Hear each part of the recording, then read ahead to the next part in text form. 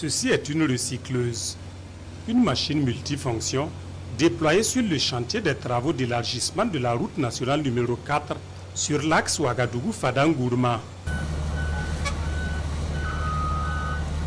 À elle seule, elle décape et malaxe les matériaux. S'il n'y avait pas cette machine-là, on allait être obligé d'utiliser des bulles peut-être pour décaper, niveleuse pour malaxer, alors que ça, avec cette machine-là, on évite tout ça. C'est la seule machine qui permet de recycler ce qui est existant, mettre de côté, amener un nouveau matériau, mélanger, avoir un mélange homogène.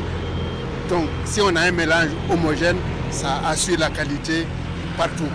C'est au vu de l'importance du chantier que l'entreprise a amené cette machine-là. Un peu plus loin, la finisseuse. C'est elle qui applique l'enrobé bitumineux, communément appelé goudron, sur la surface traitée pour la circonstance. Et vous allez voir, l'efficacité c'est quoi? C'est que vous avez à l'arrière un tapis donc, de mélange bitumineux posé et pré-compacté qui présente déjà un réglage semi-définitif et il restera maintenant aux engins de compactage de faire le travail final de compacter afin d'augmenter donc la densité donc, de ce qui est posé comme mélange bitumineux. Une centrale à béton, des machines géantes et performantes parmi tant d'autres mises à contribution pour répondre aux exigences du travail conformément à la commande. Une machinerie importante qui, combinée à l'engagement du personnel commis à la tâche, laisse entrevoir une livraison de l'ouvrage avant les délais selon l'entreprise. Nous avons à la date d'aujourd'hui un taux d'avancement, donc un taux d'exécution de l'ordre de 61% contre un délai consommé de 48%. C'est-à-dire que nous avons une nette avancée par rapport aux prévisions. Et le défi pour nous sur le chantier, c'est de pouvoir conserver cette avancée-là et maintenir le rythme avec l'entreprise pour que nous soyons vraiment sur cette performance-là.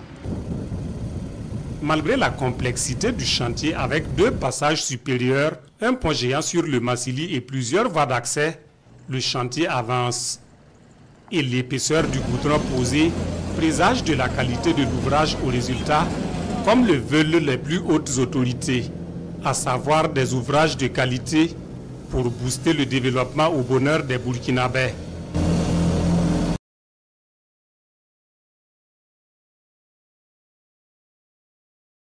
Hors de la capitale burkinabé, un nouvel ouvrage force l'admiration des usagers du domaine public et surtout les populations riveraines.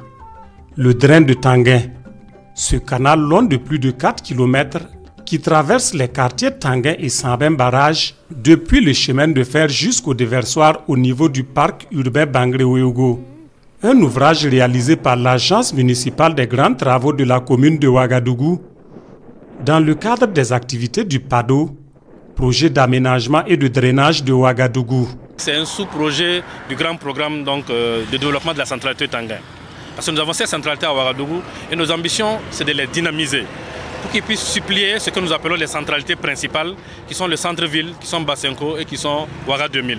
Ce projet, c'est pour faire en sorte que ces centralités puissent être dynamiques, de sorte à ce que les populations de Tanguin et plus largement de Ouagadougou puissent avoir une mobilité harmonieuse, mais surtout qu'on puisse avoir un dialogue entre les quartiers qui est plus fluide et plus convenable. Avec une superficie de 6 hectares et une capacité de stockage d'environ 189 000 m3, le bassin de rétention se présente comme l'ouvrage central de ce joyau architectural. En plus de la fonction de stockage, c'est aussi le régulateur de débit des eaux de pluie en amont de ce quartier, réputé autrefois marécageux. L'activité du PADO concerne également la réalisation d'un centre de collecte d'ordures et ses aménagements paysagers munis de systèmes d'arrosage, des espaces de repos équipés de banquettes et pour conclure, un bosquet de 5 hectares réalisé avec le ministère en charge de l'environnement pour participer à l'action de reverdissement du Faso promu par le chef de l'État.